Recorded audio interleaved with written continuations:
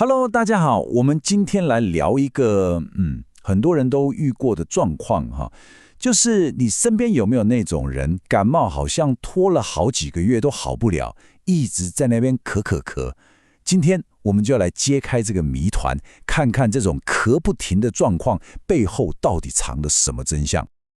你有没有觉得自己的感冒怎么拖这么久？或是你有没有发现家里的小朋友好像只要天气一变冷，或是在外面跑跑跳跳，玩得太开心之后，就会开始咳个没完。其实这就是一个非常非常关键的线索。好，我们来看看这些情境你是不是很熟悉？比如说跟朋友聊天，笑得太开心，结果一笑完就开始猛咳。或者冬天从室内一走到室外，吸到冷空气，喉咙就痒了起来。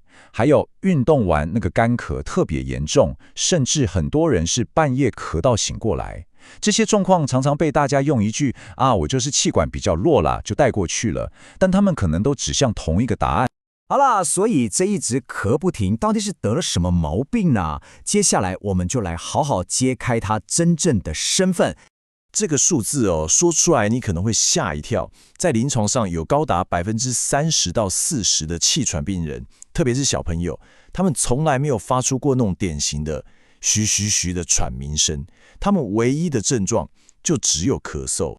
其实这种情况有个专有名词，叫做咳变异性气喘。你没听错哦，重点就是很多人都以为气喘一定要喘，但事实上只是一直咳不停的这种气喘，比我们想象的还要常见太多了。那问题来了，我要怎么分呢？感冒也会咳，胃食道逆流也会咳。来，你看这张表就非常清楚了。气喘的咳嗽特别容易在半夜、清晨、运动后或是吸到冷空气的时候发作。不过请你特别注意看最后这一项反应，这个超关键的。气喘造成的咳嗽，你吃一般的感冒药、咳嗽药水，效果通常都不太好。可是你用气喘的吸入剂，效果却非常好。这就是一个非常重要的判断依据。好，那为什么会这样咳？想知道原因，我们就要钻到你的肺里面去看看气喘病人的呼吸道到底长什么样子。我觉得这个比喻真的超赞的也完全点出了气喘的本质。你就把它想成是呼吸道内部的湿疹。你想想看皮肤得湿疹会怎么样？是不是会红红的、肿肿的、很痒、很敏感？没错，气喘的核心问题就是这样。你的呼吸道长期处在一个发炎、很敏感的状态，而不只是偶尔抽筋一下而已。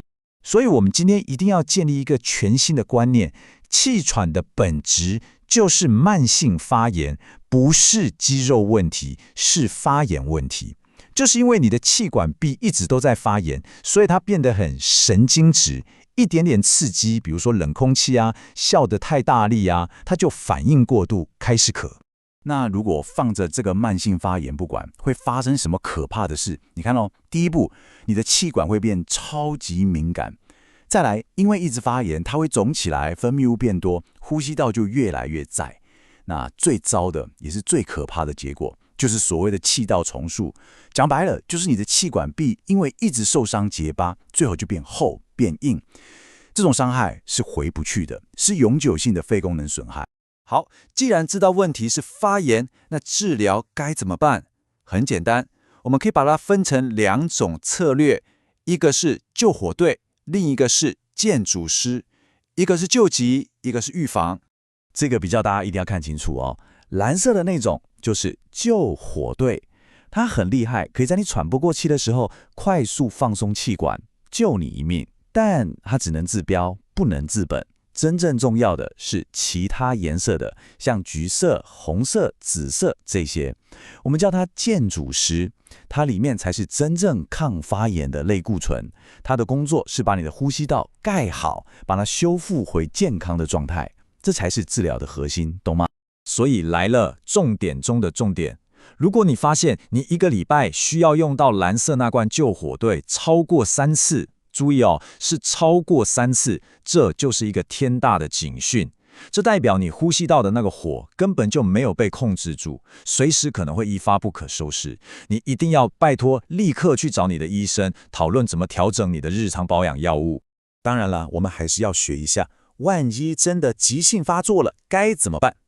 好，第一步，千万要冷静，坐直，不要躺下，然后马上用你的蓝色救急吸入剂吸一口，接着等个20分钟，如果没有比较好，可以再吸一次。但请记住，如果在1个小时内你用了3次都还是没效，或者你觉得越来越严重，不要犹豫，马上叫救护车。好，接下来我们要来谈一个大家最怕的东西，没错，就是类固醇。很多人一听到这3个字，就好像看到鬼一样，避之唯恐不及。但你知道吗？就是这个恐惧害了最多人，让气喘一直都治不好。为了打破这个迷思，我们来做一个很惊人的比较，一颗就一颗哦。在气喘大发作的时候，医生开给你的口服类固醇药丸，它的剂量到底等于你要吸多少次的保养型吸入剂呢？你猜猜看。